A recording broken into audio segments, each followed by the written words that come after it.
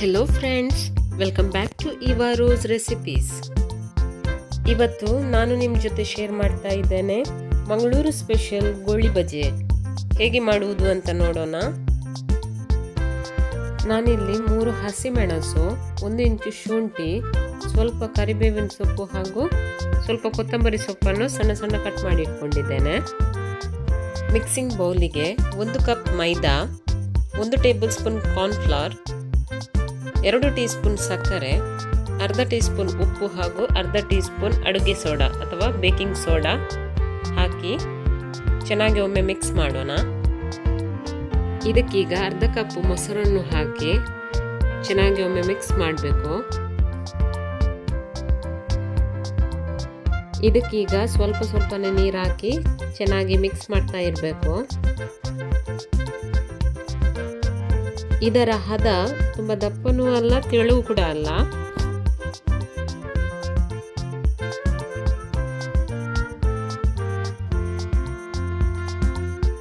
ಇಷ್ಟು ಹದ ಇದ್ರೆ ಸಾಕು.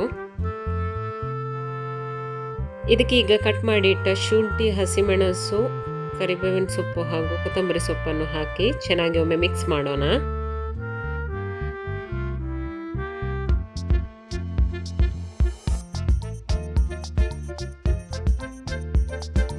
ಇದನ್ನೀಗ ಕವರ್ ಮಾಡಿ 2 ರಿಂದ 3 ಗಂಟೆ ಉಬ್ಲಿಕ್ಕೆ ಇಡಬೇಕು.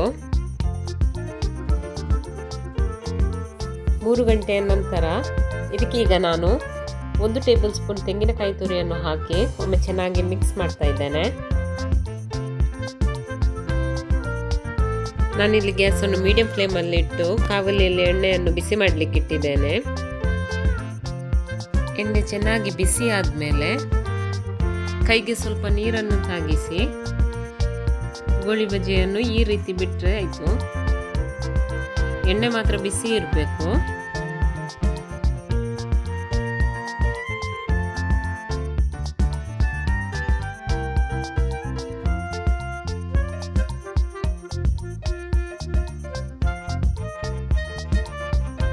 ಗ್ಯಾಸನ್ನು ಮೀಡಿಯಂ ಫ್ಲೇಮಲ್ಲಿ ಇಟ್ಟು ಫ್ರೈ ಮಾಡಬೇಕು. 2 ಸೈಡ್ ಚೆನ್ನಾಗಿ ಫ್ರೈ ಆಗಬೇಕು.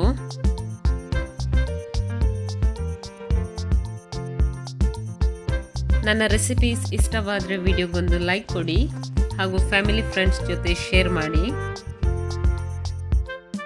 ವಿಡಿಯೋವನ್ನು ಫಸ್ಟ್ ಟೈಮ್ ನೋಡುವವರು ನನ್ನ ಚಾನೆಲನ್ನು ಸಬ್ಸ್ಕ್ರೈಬ್ ಮಾಡಿ. 2 ಸೈಡ್ ಚೆನ್ನಾಗಿ ಫ್ರೈ ಆಗಿದೆ. ಇದನ್ನೀಗ ಸೆಪರೇಟ್ ತೆಗೆದಿಡುವ. ಇನ್ನೊಂದ್ಸಲ ಕೈಗೆ ನೀರನ್ನು ತಾಗಿಸಿ ಅದೇ ರೀತಿ ಗೋಳಿ ಬಜೆಯನ್ನು ಈ ರೀತಿ ಬಿಟ್ಟರೆ ಆಯಿತು.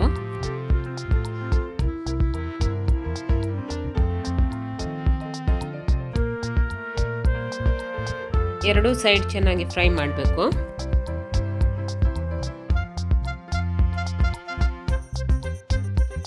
ಬಿಸಿ ಬಿಸಿ ಗೋಳಿ ಬಜೆ ರೆಡಿ.